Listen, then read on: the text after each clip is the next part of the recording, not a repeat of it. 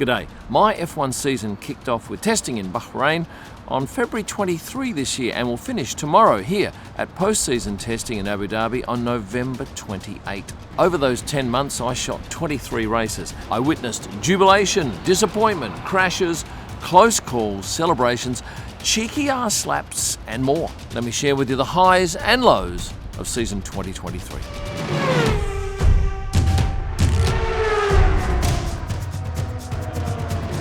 Let's get straight into some of the highlights. This year I loved seeing Oscar Piastri have his first sprint race win in Qatar. I was also there for Carlos Sainz's win in Singapore.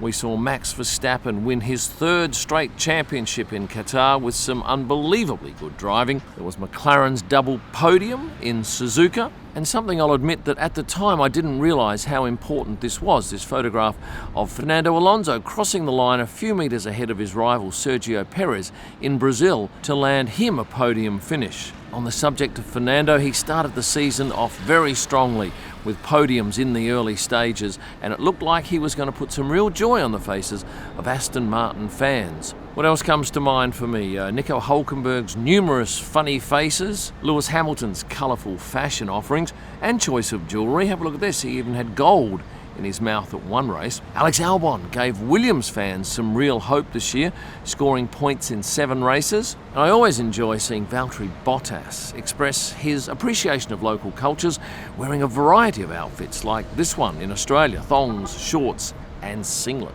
I think I'm safe to say that most of the F1 world was delighted to see Daniel Ricciardo back in Formula One twice. Liam Lawson showed his skills when he filled in for Daniel and shone. Nico Hülkenberg dyed his hair blonde, and I was happy to set the record straight about Lando Norris's height when I measured him at the start of the season in Bahrain.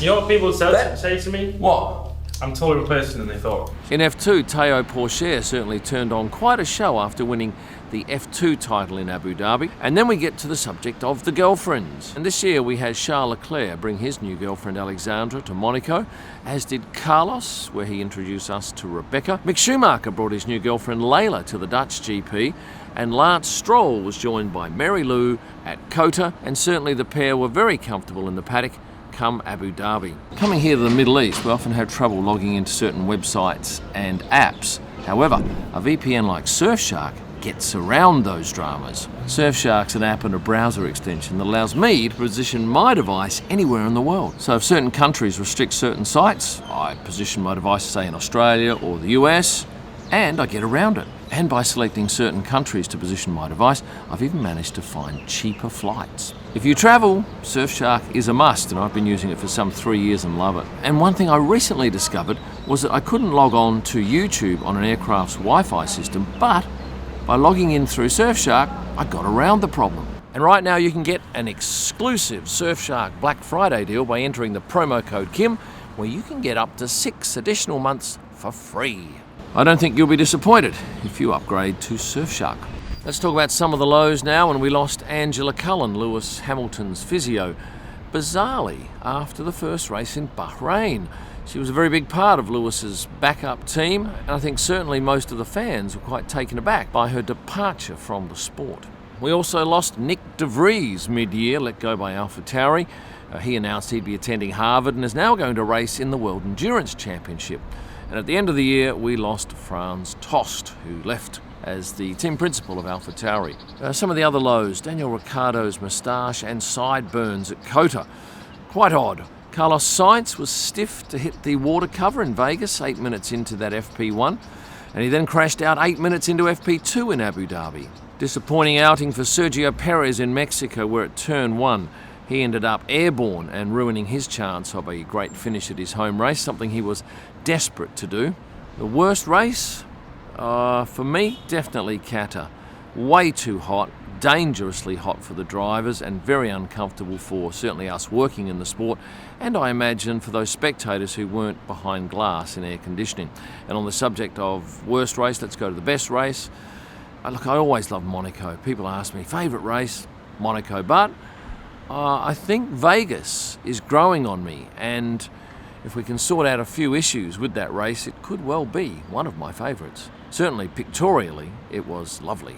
Celebrities this year, yes, there were lots of them, and I know that upsets a lot of you who don't think F1 should be feting celebrities. Well, I disagree. I think it's a marvellous strategy because it gets the sport so much exposure. Probably the two most famous people I shot this year was Prince Harry at COTA.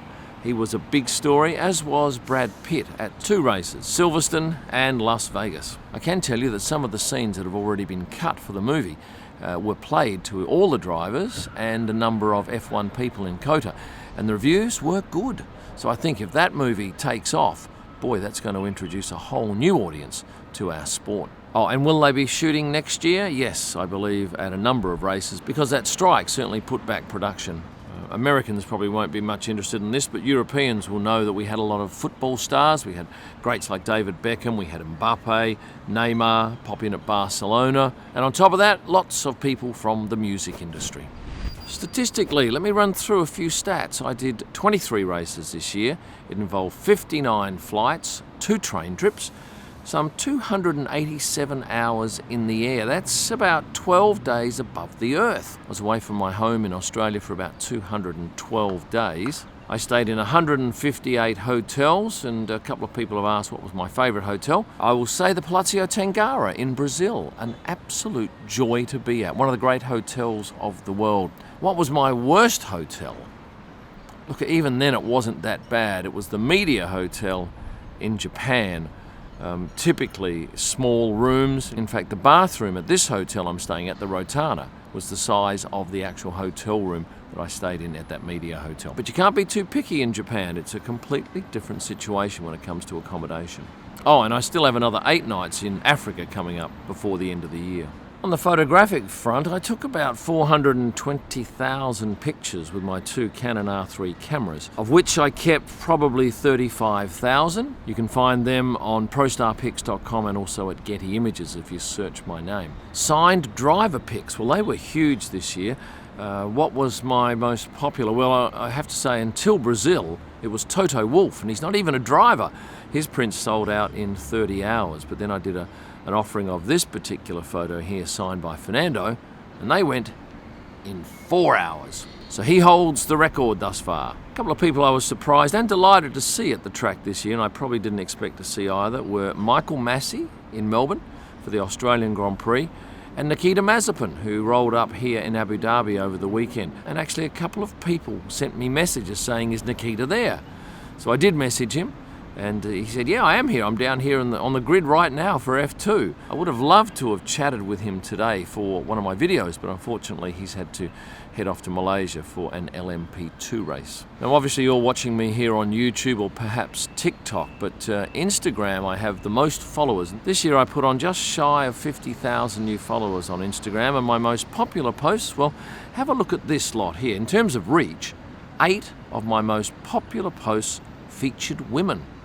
Go figure. It turns out that my audience has an insatiable appetite for that type of content. Now, I remember when I first started doing Instagram, a lot of people said, you don't put any pictures of women up. So I did put more pictures of women up. Now some people say, you put too many pictures of women up. Well, I'm a marketing person, and I'm acutely aware that you've got to give the audience what they want. And it's very clear that what you want is more pictures of women at the track. But in terms of likes, my most popular post was this one, Daniel Ricciardo. And I do love this photo. This was his first race back. He was taking a scooter from one end of the paddock to the hospitality suite. And it's not often we see drivers in their race suits on a scooter heading from one end to the other.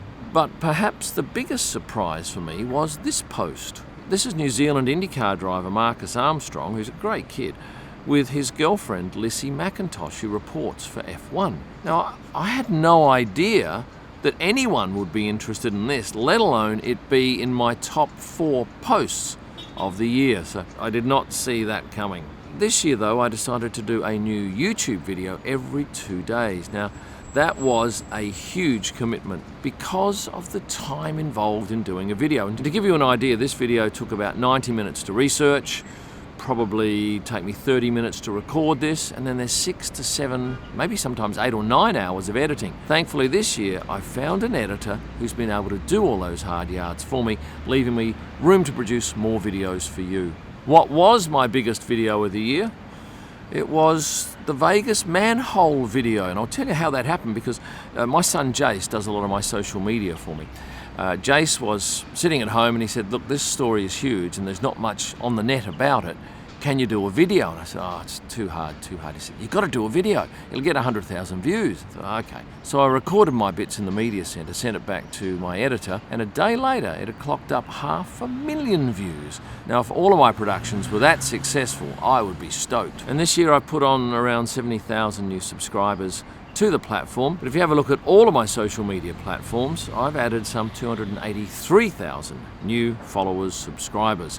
So advertisers, please make note of that if you're looking to get to an audience that certainly is very close to 1.2 million people. I'm your man. With 23 races this year and 24 next year, don't doubt that this is a grueling schedule. Every single event for me is 4 12-hour days at the track, at least 1 day of travel per event. Means living out of a suitcase, eating away from home, which is rarely as good as eating at home. And have I put on any weight? I'm surprised to say and delighted that I haven't. In fact, at the moment, I'm 2 kilos lighter than when I started the year. And that's primarily because I will walk some 60 kilometres over a typical 4-day event, and I'm not going to the fridge every hour or so to snack. I haven't missed a race in 3 years now. I missed all of 2020 with COVID restrictions. And I did a little recce the other day around the media centre, and I think there are only 6 other photographers who've done all races this year, and maybe only 5 who've done every race over the past 3 years. So I'm pretty thrilled to be able to do what I do. It is a rare privilege. I meet some amazing people. I see some astounding things. And next year, I think you should be pretty excited because I've got a whole host of new things lined up. Content I think you and your friends will lap up. See this person? This person needs to be thanked immensely. This is Tonya, my wife. She allows me to go and pursue this dream. This fella here, this is my youngest son, Jace, who does a lot of my social media work, has been to 6 races this year and is a very handy photographer. It's not uncommon for Jace to start at 8 p.m. and finish at 2 or 3 a.m. Perth time in order to fit in with the F1 schedules when we're in Europe. I couldn't do a video every 2 days unless I had Jack Sterling. Jack has proved to be an amazing find. He's a video editor based out of Perth. He too will work crazy hours when necessary in order to get content out for you to consume in a timely manner. Thank you to Nicole Scaviria for his efforts in doing a lot of my graphics work, to Kiralee and Jade for looking after my business in Australia, to my eldest son Tyler for his pushing of ideas. And I can tell you that I would not have done any YouTube unless it was for Tyler's insistence going back probably 4 years ago now. I remember doing my first video, showing it to him, and he said, you can't put that up. And I said, why not? And he said, it's disgraceful. So his knowledge of the YouTube audience and his enthusiasm to see me do better has been muchly appreciated. Bree, thank you for looking after our houses in Perth. Thank you to Michael Potts and Thomas Gruber, who have shot with me this year. To Jason Bibby from We Are Grip, it's good to be on your team, as it is to be helping out the crew from F1 Experiences. Given that I've only been shooting F1 for 6 seasons, I guess I'm still a bit of a novice, and I'm very grateful to the likes of Mark Thompson and Clive Rose from Getty Images, who have provided me with a fair amount of direction and guidance. And lastly, thank you to all those businesses who have supported me financially throughout this year's journey. This year has been an absolute joy. Well, for most part of it, a couple of lousy days, but you're going to get that in any particular career. I want to thank you for watching all these videos, and in particular those people who come up and say they enjoy my content. It's always good to get that feedback, and especially to those people who shout from the other side of the road. Stay passionate. That means a lot to me because it says that you're getting through to the end of my videos, which this is now. So remember, you can find a whole lot of content and merchandise and stuff here. And in closing, I'll invite you to tell your friends about my channel and then say thanks for watching and stay passionate.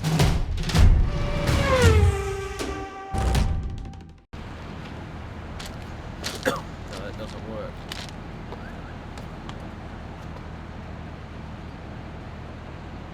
No, that doesn't work either. Nice background, huh?